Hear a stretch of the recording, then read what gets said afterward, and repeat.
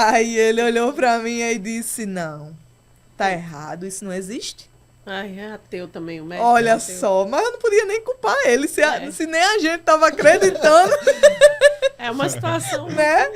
E ali ele disse, não, não pode ser. Tá aqui os seus exames. Aí ele pegou os exames do dia anterior, começou a comparar. Ele olhou pra mim e disse assim, olha, sua infecção já estava totalmente no sangue. Olha só, Deus fez o quê? Tirou o sangue velho Botou sangue novo. Renovou. e colocou um Nossa. sangue novo.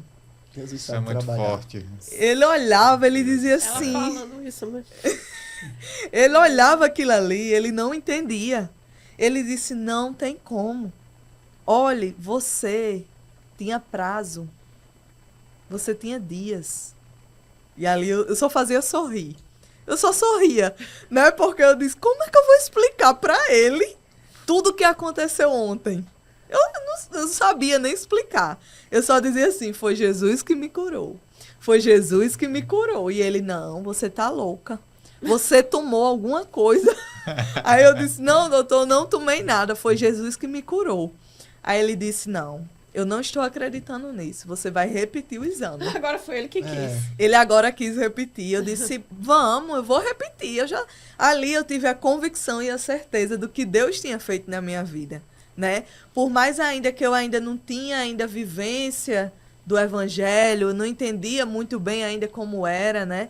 Mas eu já estava ali tão feliz com o que Deus tinha feito, que eu disse, me dê, eu vou fazer de novo.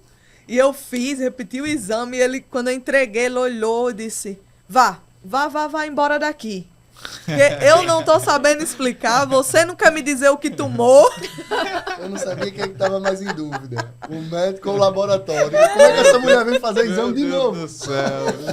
Mas ele Pensou, disse, olha, a infecção já estava tão grande, já tinha passado para todo o seu sangue.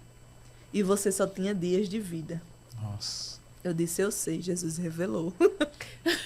Jesus disse, né? Foi tudo revelado. Mas aí como é que eu ia explicar isso a ele? Não tinha como, né? Porque os milagres não se explica, se vive, Se vive. né? É muito, para quem está ouvindo, vai dizer assim, não, tem gente que diz, eu não acredito. Sim. Às vezes a gente tem que passar por determinadas coisas, né? Viver de fato para entender como é que Deus faz. Verdade. Porque para a gente explicar, não tem Não como, Tem como, é. né?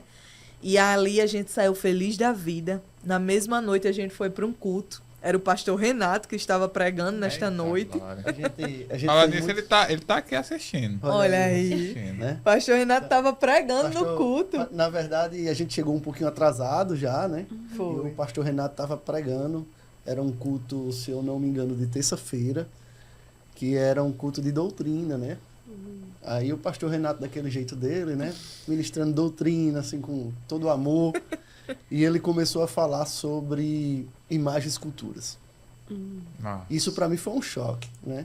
Porque eu dentro da igreja católica, eu com tudo de ruim, mas eu era lá na igreja católica, fazia de tudo, eu era participante de fato. Ia De ser repente- até padre. Esse era o desejo da minha avó, do meu pai, e eu tava indo no caminho para isso, só que eu acho que eu era tão assim teimoso, né? Então, isso aí. E Jesus disse assim, eu acho que só padre não dá. Padre não dá não, vai ser pastor. É.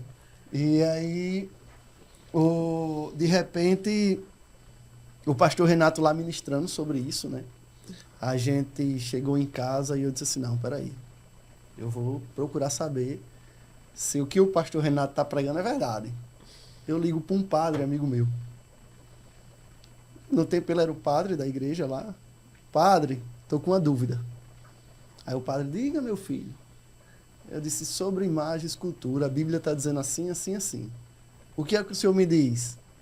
Aí disse, meu filho, vá pela Bíblia. Porque no culto eu já estava assim, me perdoe, Nossa Senhora. Ele passou Era. o culto inteiro. Éramos lá em casa, né? Eu, minha irmã, minha mãe, éramos devotos de Nossa Senhora de Fátima, que é a padroeira da nossa cidade, do nosso bairro. Então, assim, eu era devoto dela, devoto de Nossa Senhora Aparecida. E aí eu E ele era começou no culto, o a pastor pedir Renato perdão. pregando, e eu dizia assim, me perdoe, Nossa Senhora de Fátima, me perdoe, Nossa Senhora Aparecida. Porque agora eu fiz um acordo com Deus, então a instância tá maior, né? Eu fiz um acordo com Deus, então agora eu sou crente. Então me perdoe aí. E o pastor Renato assim, nos recebeu de braços abertos, junto com a pastora Glória a Patrícia e Deus. toda a igreja, né? Foi ali, fomos muito bem recepcionados. Fomos. Sim. E levamos os exames na época, né? A gente levou os exames para a igreja para dizer o que Deus tinha feito, né? Porque tinha comprovação. Sim. Não só fisicamente, né? Que eu já estava curada, mas ali no papel para que todo mundo visse de fato o que Deus tinha feito, né? E para a família da gente foi loucura, né? Disse, Muito. vocês são o quê agora? Vocês são o quê? Crente? Não. Isso não vai durar 2 meses. Olha só, né? Isso não vai durar Desse 2 jeito. meses. A mãe dele ficou super chateada, passou 7 dias sem falar com ele. Não. Foi. Mas a gente venceu todas as batalhas, todas as lutas, né? Éramos bem novos e, assim, vivíamos na igreja católica, então foi mais difícil ainda para a gente se adaptar.